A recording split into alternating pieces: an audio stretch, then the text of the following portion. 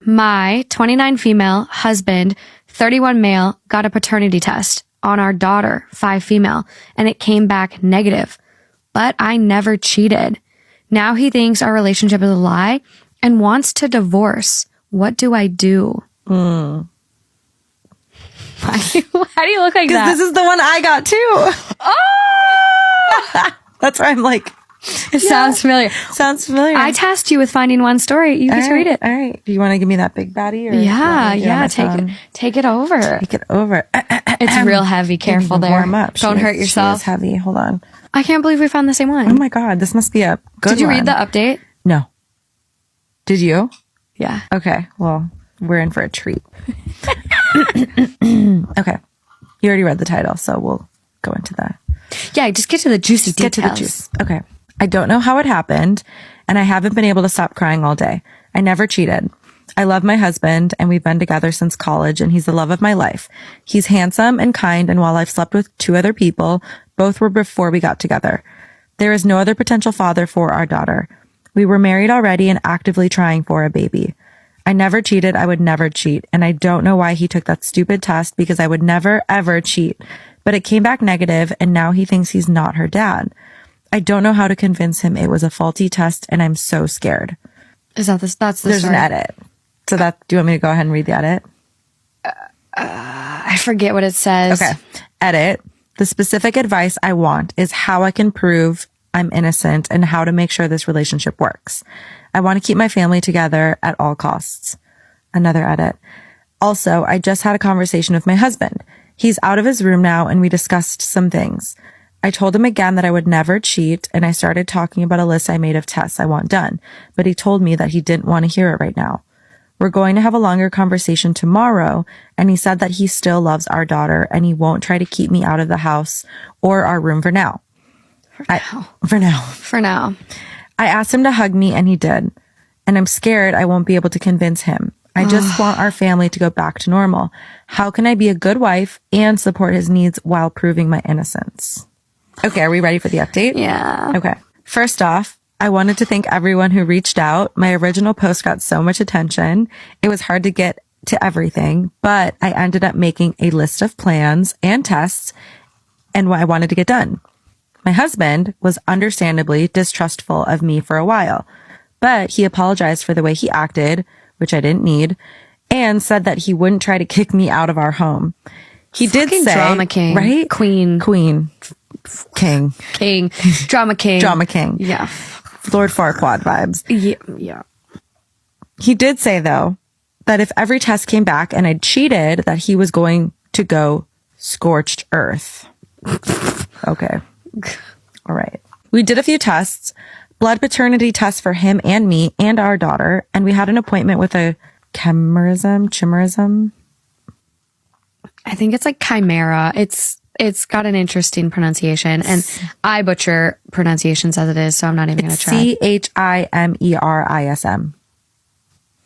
I don't know. Chimerism. We're going to go with chimerism. I think it's chime. I don't know. Chimerism. Chimera.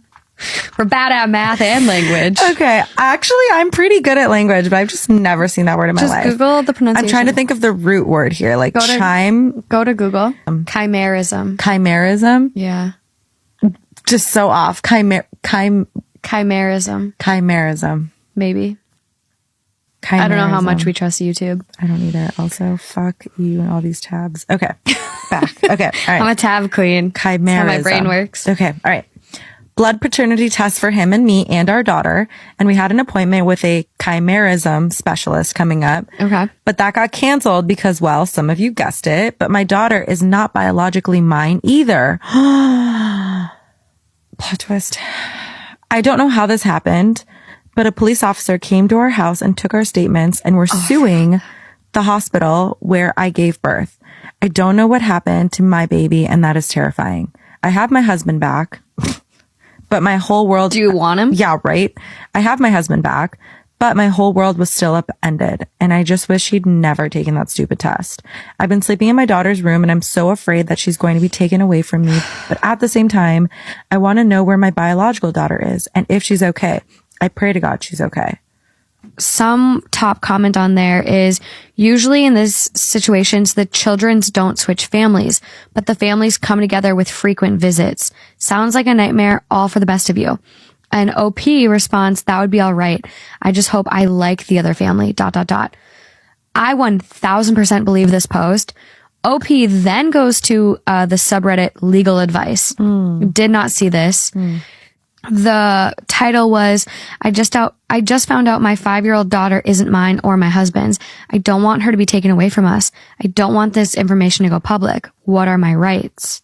And step But one. you sued the hospital. Yeah. So you made it public. Yeah, that we've spoken to a few lawyers, but they recommended going public, which I refused to do. They've been tested multiple times. I hate the mods on these subreddits. They deleted this post too. So Why? I don't know. It was deleted because they wanted to keep the community safe, civil. So, title, my husband saw the post. So I don't know how many of you have been down a self-doubt rabbit hole before, but it's not the most logical place to be. I think this is written by him. What? Yeah, this is written by him. It's even less logical when you have the whole damn internet telling you that your wife is cheating and that she's planning to take the house and take you all for your worth and never really loved you, and you always sort of thought she was too good for you anyways. So you end up seeing every sign as infidelity, and then you get not one, but 2 failed paternity tests on your daughter. When COVID happened, I got fat. I got depressed. I stopped feeling like a person. My wife stayed beautiful. She stayed herself. I was sure that she'd made a mistake and that she'd regret being with me. I started getting into some online groups, especially on Reddit, that were full of guys who'd been cheated on, lost custody, lost everything. And when someone said that his tip-off was that he and his wife both had blue eyes and their son had brown, I felt fucking stupid. I did not want to jump to conclusions, but when I made a post about my fears, everyone said that she was cheating. People said not to say anything because she'd use it to hide her cheating and get ahead of me on the divorce. I got the test and didn't really think it'd come back negative. Then it did. I didn't want to believe it, but yeah, I pulled back. I felt betrayed. I wanted to be a good husband, but I couldn't shake this. I tried to find evidence of an affair and failed. I got another test. When that one was also negative, I snapped.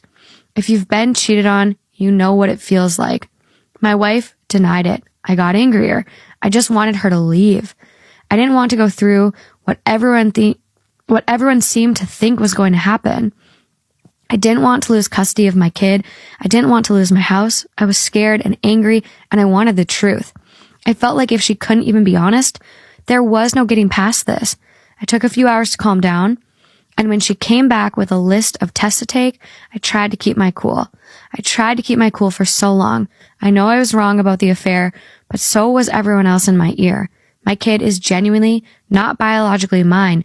I didn't immediately consider the switch at birth was even an option. I've been through a messed up time, and I don't think getting angry one time because I thought my wife cheated and lying about it makes me a monster. Trigger warning, you guys, this next one does contain talks of miscarriage. Okay, so this next one is titled, Am I the asshole for calling the C word to my future sister-in-law after she tried to gain sympathy with my miscarriage? I'm sorry if this seems all over the place. I'm just so mad that everyone is siding with her. My future sister-in-law, Ella, 30, is your typical annoying, bubbly girl. She is always happy and smiling, quote, caring and compassionate. My brother, 37 male, is foolishly in love with her, and it seems like the rest of my family is wrapped around her finger. My brother and I, 34 female, grew up very close. When we were 10 and 7 years old, our father passed away, and our mother, 69 female, struggled as a single mother until she met our stepfather, 65 male, who is truly an amazing person. They had our little brother, 28 male, who happens to be Ella's best friend, and the reason she met our older brother. 28 days ago, my husband, Mark, 34 male, and I tragically lost our pregnancy at 22 weeks. It was devastating then, and it still is. I haven't been ready to talk to my therapist about it yet. This was our first pregnancy that progressed this far, so we were filled with hope.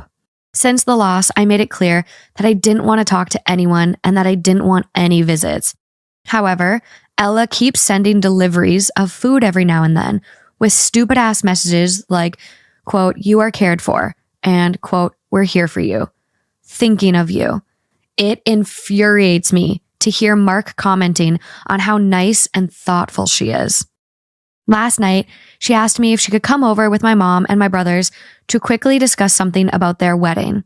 She apologized, saying she knew it wasn't the right time, but the wedding is only a month away, and this conversation couldn't be delayed any longer.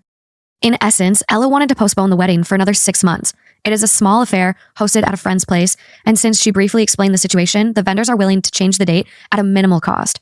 To paraphrase her, she said, quote, "I don't feel like this is the best time to have a wedding. I really want you at my wedding party, and I suspect you won't want to be around people asking you what happened," as if she knows what I want or don't want. Of course, everyone started going off about how this is such a great idea and how sweet that was of her moving a special date for her just to accommodate me. What made me snap was what she said next. Quote, "Whenever you feel up to it, we could have a girl's day and get you a new dress. Mine was pink, made specifically to fit my growing bump." I screamed at her that she was a cunt for looking for sympathy at my expense, and that I hoped my brother and everyone else could see her for the conniving and manipulative piece of work she was. That the only girl's time I wanted to have is with my beloved girl that isn't with us anymore. All of them were stunned, and she ran out crying. My brother told me to seek therapy, and my mom and little brother just left. This morning, my husband told me that while he understood and shares my grievance, I shouldn't lash out on innocent people, that she only wanted to help. So Reddit, am I the asshole? We do have some comments from OP. A lot of people were flipped on this one. There was a lot of not the assholes. There was a lot of you're the assholes. So people really went back and forth. Someone goes, "Not the asshole. I've lost a baby as well. No one who hasn't been through it can understand. There are no words to convey my sympathy. You made a clear request to be left alone. She violated that request over and over again. Your family sees the nice gestures, and she probably sincerely meant them to be nice and helpful. But what none of them understand is what actually being incredibly disrespectful to your grieving process.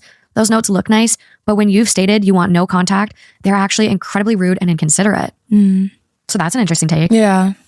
I guess, like, maybe it's kind of annoying, like salt in the wound. Yeah. I already told you, leave me alone. I don't want anyone. Like, truly just leave me alone. Yeah. I don't know that I'd call her the C word if I was that mad. Yeah. OP responds and goes, "Exactly. Why doesn't she understand? She lost a pregnancy earlier this year. She should have understood, right? She acted as if nothing happened.